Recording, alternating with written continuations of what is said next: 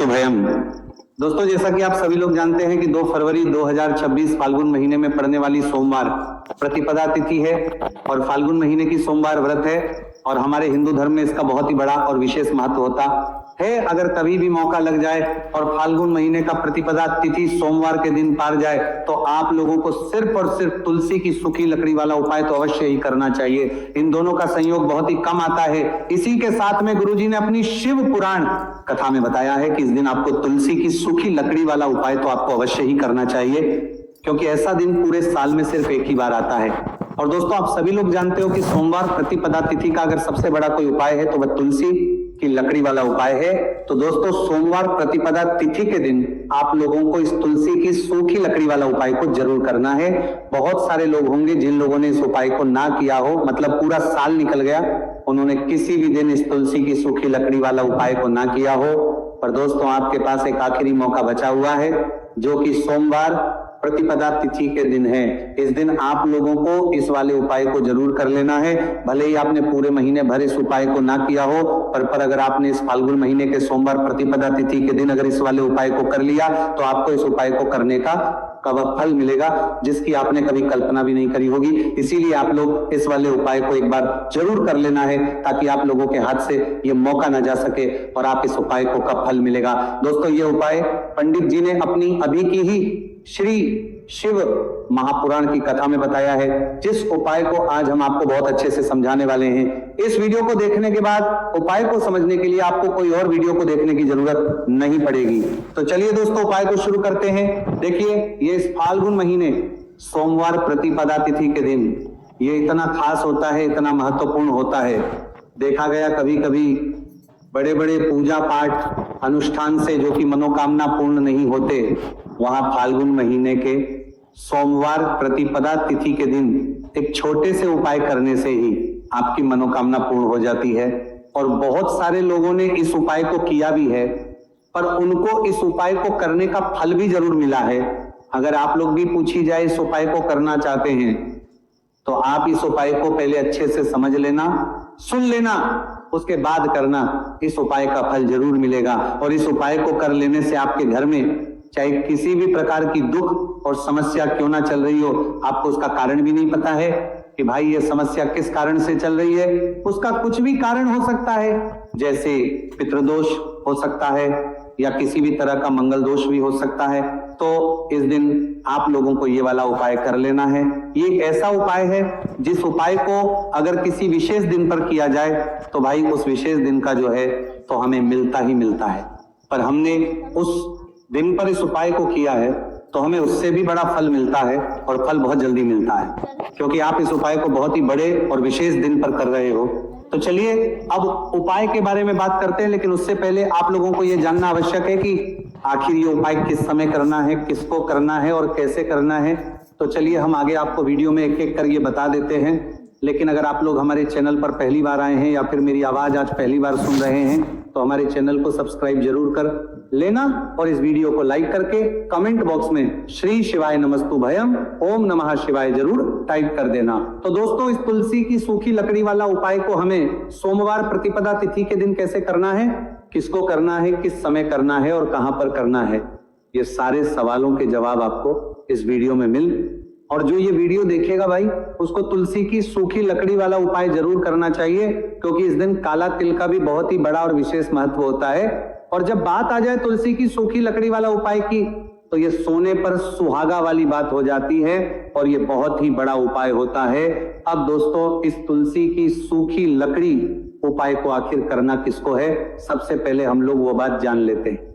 तो देखो, घर की जो बड़ी माताएं बहन होती हैं, उन माताओं बहनों में से कोई भी एक बड़ी माता बहन इस वाले उपाय को कर सकती है। और दोस्तों, अगर आप चाहें तो अपने घर में से सभी सदस्यों को भी इस उपाय को करवा सकते हैं। अगर किसी व्यक्ति की खुद की कोई मनोकामना है, खुद की कोई दुख और परेशानी है जो कि वो अपने लिए ही करना चाहता है इस वाले उपाय को, तो वो खुद अपने लिए भी कर सकता है। बाकी अगर कोई घर में से ऐसा है जो कि अपने पूरे घर परिवार के सुख और शांति के लिए ये वाला उपाय करना चाहता है, तो भाई वो भी कर सकता है, उसमें भी कोई दिक्कत नहीं। कहने का मतलब ये है कि इस उपाय को हर एक सदस्य भी कर सकता है और पूरे घर परिवार के सदस्य के लिए घर की बड़ी माताओं बहनों में से कोई एक माता बहन भी कर सकती है। माताएं बहनें अगर घर में उपस्थित ना हो या वो ये वाला उपाय ना कर पा रही हो तो फिर घर का कोई बड़ा सदस्य भी इस तुलसी की सूखी लकड़ी वाला उपाय को कर सकता है, चाहे फिर वो पुरुष ही क्यों ना हो, उसमें कोई दिक्कत वाली बात नहीं है। उसके बाद में दोस्तों जो अगला प्रश्न निकल कर आता है वो ये आता है इस उपाय को लेकर कि आखिर इस उपाय को हमें किस समय करना है, सुबह के समय करना है कि शाम के समय करना है। तो देखो इस वाले उपाय को आप लोग सुबह के समय भी कर सकते हो और शाम के समय प्रदोष काल में भी कर सकते हो। अब अगर आप पूछो कि भाई साहब सबसे उत्तम समय कौन सा रहेगा इस तुलसी की सूखी लकड़ी वाला उपाय को करना है का, तो हम बस यही कहेंगे कि इस उपाय को आप सुबह के समय करेंगे तो ज्यादा बेहतर होगा। बाकी अगर प्रदोष काल शाम के समय भी करेंगे तो भी अच्छा होगा, उसमें कोई भी दिक्कत वाली बात नहीं है। तो अब दोस्तों जो अगली सबसे बड़ी और महत्वपूर्ण बात आती है वो ये आती है कि सुबह अगर हम उपाय को करेंगे तो हमें कितने बजे से लेकर कितने बजे तक के बीच में करना है, और शाम के समय प्रदोष काल में करेंगे तो हमें कितने बजे से लेकर कितने बजे के बीच में करना है। तो देखो सुबह जितनी जल्दी हो सके आप उपाय को करने की कोशिश करना। बाकी अगर किसी कारणवश लेट भी हो जाओ, थोड़ी देर भी हो जाए तो 10 या 11 बजे तक भी आप उपाय कर लेना, पर 12 बजे से ज्यादा देरी ना हो, ठीक है, इस बात का ध्यान रखना।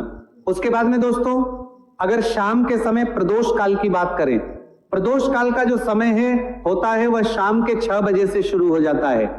मतलब शाम 6 से लेकर 7 के बीच का जो समय होता है, यह समय प्रदोष काल का समय होता है। तो आप इस उपाय को 7 या 8 बजे के बीच में भी कर सकते हो। मतलब शाम के 6 बजे से रात 8 बजे के बीच में आप कभी भी इस वाले उपाय को कर सकते हो, उसमें कोई भी दिक्कत वाली बात नहीं है।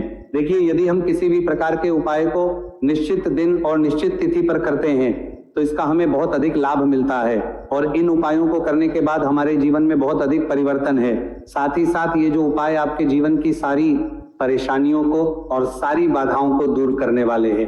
देखिए दोस्तों आज के इस पूरे ही वीडियो में हम आपको 3 चमत्कारिक उपाय बताने वाले हैं और ये तीनों ही उपाय बहुत ही खास और बहुत ही ज्यादा विशेष होने वाले हैं। तो चलिए दोस्तों जाने वाले हैं, लेते हैं गुरुजी द्वारा बताए गए सबसे पहले उपाय के बारे में। फाल्गुन माह धन प्राप्ति उपाय, तुलसी की सूखी लकड़ी घर में रख देना, बहुत जल्दी करोड़पति बनोगे, पैसा पत्थर से बंदोरपति बनोगे, बरसेगा। राधे राधे दोस्तों, आपको किसी भी दिन तुलसी की सूखी लकड़ी का उपाय घर पर करना है और ऐसा समझ लीजिए कि तुलसी की सूखी लकड़ी का ये उपाय आपको बहुत जल्दी करोड़पति बनाएगा, क्योंकि जो मेरी का महीना है ये श्री हरि विष्णु को सबसे प्रिय महीना है। तो देखिए स्कंद पुराण में आता है कि भगवान विष्णु को सबसे प्रिय अगर कोई महीना है तो वो फाल्गुन का ही महीना है और फाल्गुन के महीने में तुलसी के उपाय रातों रात आपके भाग्य को चमकाते हैं। ऐसे में आज की वीडियो में हम आपको तुलसी के ऐसे उपाय बताने जा रहे हैं जो रातों रात आपका भाग्य चमकाएंगे और बहुत जल्दी आपको महाधनी बनाएंगे। तो देखिए श्री हरि विष्णु प्रसन्न होते हैं जब भी आप माँ तुलसी से जुड़ा हुआ कोई भी उपाय करते हैं। माँ लक्ष्मी प्रसन्न होती है जब आप श्री हरि विष्णु को प्रसन्न करते हैं। अब आज की वीडियो में जो उपाय हम आपको जा रहे हैं, इस उपाय को करने से श्री हरि विष्णु तुरंत प्रसन्न होते हैं और सीधे सीधे आप माँ लक्ष्मी को प्रसन्न कर लेते हैं। आपके जीवन में आप खुद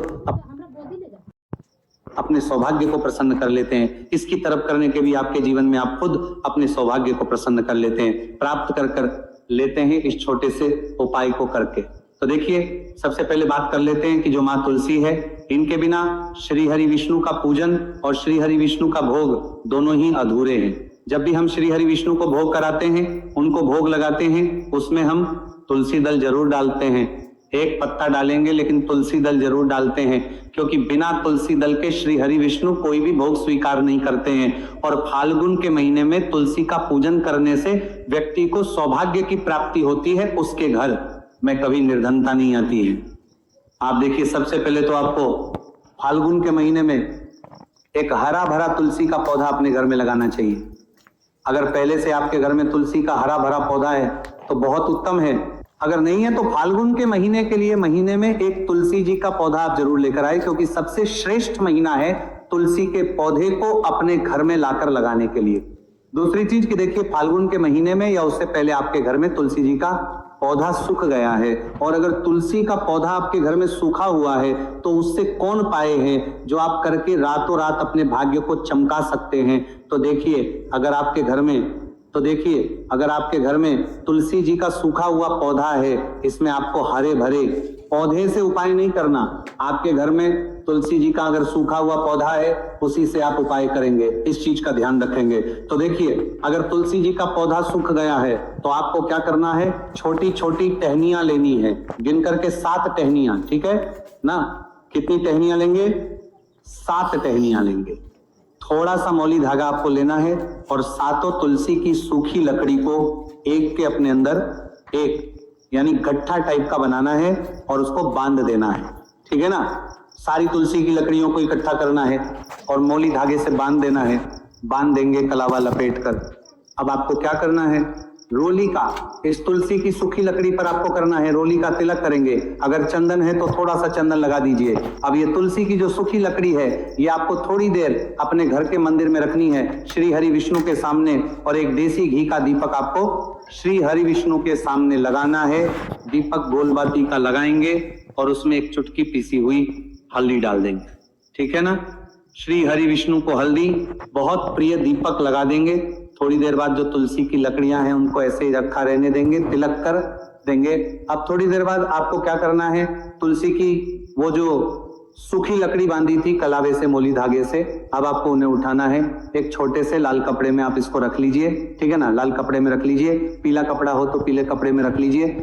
रखने के बाद आपको क्या करना है, इसकी पोटली टाइप की बना देनी है। धागे से लपेट कर, मोली धागे से पोटली बना लीजिए, आराम से बंध जाती है। अब इस पोटली को आपको कहाँ रखना है, इसे आपको अपने घर के मुख्य द्वार पर टांगना है, ठीक है ना।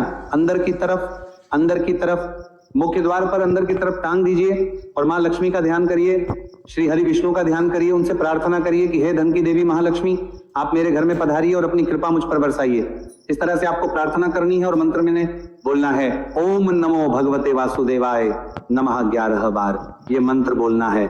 एक दीपक आपको जिस दिन भी उपाय कर रहे हैं अपने घर के मुख्य द्वार पर प्रज्वलित करना है। चौमुखी दीपक, 4 बाती का दीपक लगाएंगे और थोड़ी सी हल्दी उस दीपक में भी डाल देंगे। मुख्य दीपक का आपको द्वार पर दीपक बाहर की तरफ लगाना है, सीधे हाथ पर, ठीक है ना। ये उपाय फाल्गुन में आप करिए और देखिए कि कैसे आप महाकरोड़पति बनते हैं, कैसे आपके पास पैसा आता है और कैसे आपके पास पैसा रुकता है।